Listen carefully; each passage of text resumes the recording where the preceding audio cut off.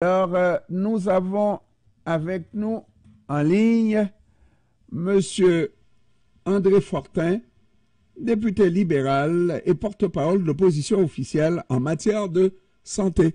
Bon après-midi, Monsieur Fortin. Comment allez-vous? Moi, je vais toujours bien, même quand ça va mal, Monsieur Fortin. Ben, espérons que ça va bien, même quand ça va bien aussi. Même quand ça va bien, si ça vient, ça va toujours bien. Alors, Monsieur Fortin, dites-moi, qu'est-ce que vous avez contre le projet de Monsieur le ministre de la Santé? Hein? Ça semble être très bien, très beau, n'est-ce pas? Ce projet de cette nouvelle agence de santé. Tout est bien, Madame la Marquise, non?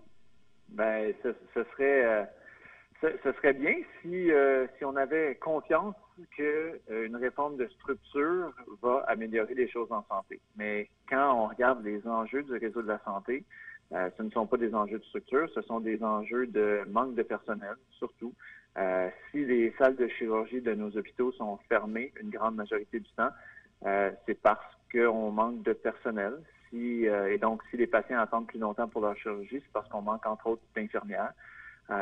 Si les enfants attendent longtemps avant de recevoir des services de la Direction de la protection de la jeunesse, la DPJ, c'est parce qu'on manque de travailleurs sociaux.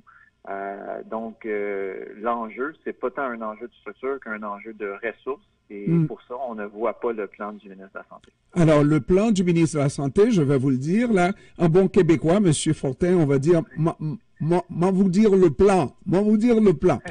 C'est effectivement quand on manque de main-d'œuvre, d'employés dans le système public, on demande que les cliniques privées se substituent aux hôpitaux, aux salles d'urgence des hôpitaux, et de faire justement des opérations. Entre autres, le ministre veut beaucoup qu'il y ait ce transfert-là du public au privé pour les opérations pour arriver à jour. Donc, le ministre travaille très fort là.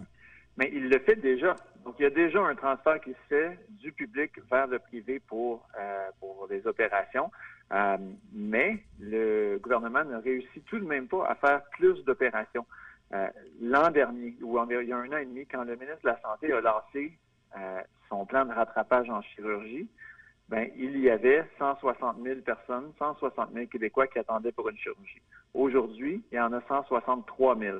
Alors, on n'a pas effectué de rattrapage avec le privé, là. Il y a encore plus de gens qui se rajoutent à la liste d'attente en chirurgie. Alors, c'est pour ça que nous, on lui demande de s'assurer que, oui, on peut en faire dans le privé des opérations, mais que le public a aussi les ressources nécessaires pour y arriver. Et puis, je pense que l'année dernière, alors que l'année dernière, c'est il y a au moins 2 ans, dans le contexte de la COVID, on a tout fait pour attirer les infirmières qu'elles retournent dans le public. On a offert des primes à ces infirmières-là. Est-ce qu'on a obtenu un peu plus de bras dans le système de santé, surtout du côté des infirmières, parce que les mesures avaient été prises pour augmenter et donner des primes? Bien, on en a peut-être gardé temporairement pendant la pandémie, là où on en avait bien besoin. Alors, d'offrir des primes, est-ce que ça a eu un incitatif? Peut-être, mais l'enjeu, c'est que depuis, donc au cours de la dernière année, il y a moins d'infirmières aujourd'hui qu'il y en avait il y a un an.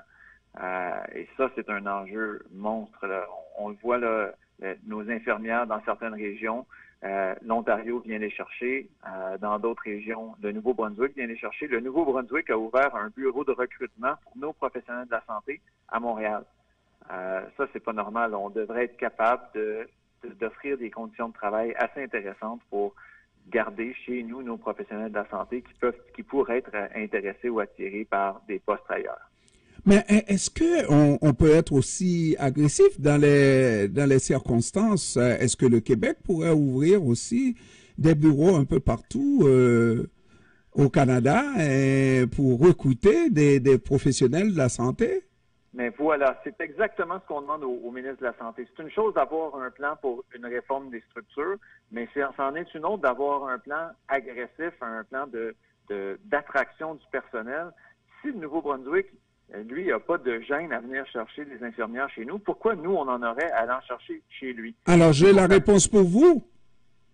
Peut-être que les salaires sont plus intéressants au Nouveau-Brunswick, donc une infirmière qui travaille ici pourrait être intéressée, mais quand au contraire, si le salaire est moins intéressant ici, ben n'y pensez certainement pas là, ça ne donnera pas de résultat. Ben, le salaire et les conditions de travail. Si on en parle aux infirmières, et là, je comprends qu'il y a une négociation qui se conclut avec le gouvernement. Là, il pourrait y avoir une entente de principe. Verra-t-on si les infirmières vont l'accepter. Mais effectivement, il y a le salaire, il y a aussi des conditions de travail, c'est-à-dire une infirmière qui commence son quart de travail à 8 heures le matin, mais qui ne sait pas si elle va pouvoir retourner chez elle pour ramasser ses enfants de la garderie. Ben, c'est pas très intéressant comme milieu de travail, ça. Alors, il faut être capable d'offrir une certaine stabilité, une certaine prévisibilité dans l'horaire pour les infirmières. Et ça fait partie du travail du ministre de la Santé qui, après 6 ans de gouvernement, on ne peut pas dire qu'il y a eu des avancées majeures en ce sens. Donc, tout le beau programme qui s'annonce avec la nouvelle agence de santé qui va centraliser tout ça et puis tout selon vous, là, vraiment, c'est pas faire de l'opposition juste pour faire de l'opposition, parce que vous avez à cœur les intérêts du public québécois et nous en avons vraiment souffert d'un système de santé avec énormément de difficultés. Donc, il faut dire les choses telles quelles, n'est-ce pas? Selon vous, là, tout ça n'annonce rien de bien bon pour l'avenir? Ben, nous, on pense au Parti libéral qu'il y a des limites à la centralisation. C'est-à-dire, déjà, on a des CIS et des CIUS, là, par exemple le CIS du nord de l'île de Montréal, qui sont assez grands, merci. Moi, la région que je représente, l'Outaouais, tout ça, tous les centres de santé sont regroupés en un seul déjà. Là, ce que le ministre propose, c'est qu'il n'y en ait plus du tout, qu'il n'y ait plus vraiment de CIS du nord de Montréal ou de CIS de l'Outaouais, qu'il y ait une seule agence qui prenne des décisions, qui donne des directives, et localement, tout ce qu'ils vont faire, c'est les mettre en place.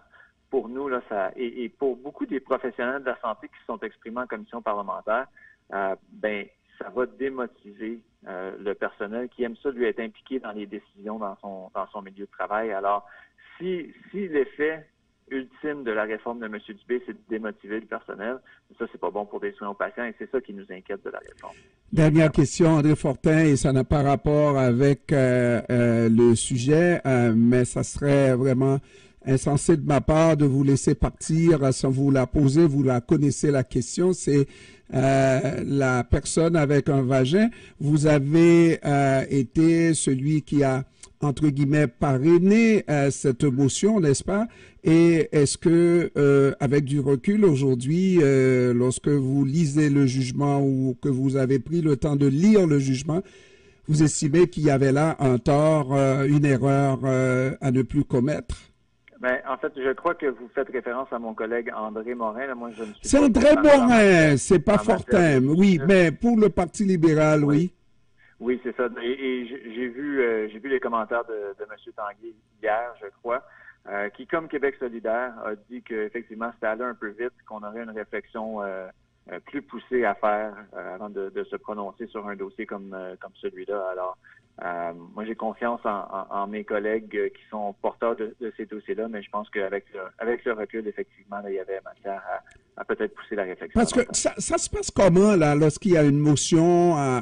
C'est vite, assez rapide, et on n'a pas un délai de 3 jours, là, pour se tourner de bord et regarder les choses de tout bord et de tout côté?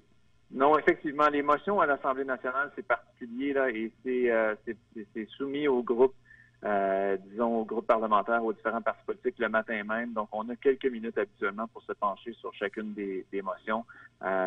Et donc, c'est pour ça que, effectivement, là, M. Tanguay et M. Morin ont tous deux dit que ça nous aurait été bénéfique de passer un petit peu plus de temps sur cette motion-là. Mais ça, c'est vraiment une particularité qu'on a. Des fois, on se penche sur des enjeux extrêmement importants en quelques minutes, puis ça arrive malheureusement des situations comme ça. André Fortin et non André Morin. Voilà. Député libéral et porte-parole de l'opposition en matière de santé, je vous remercie d'avoir pris du temps pour nous, Monsieur Fortin. C'est un grand plaisir. Bonne journée. Merci, bonne journée à vous aussi. Au revoir.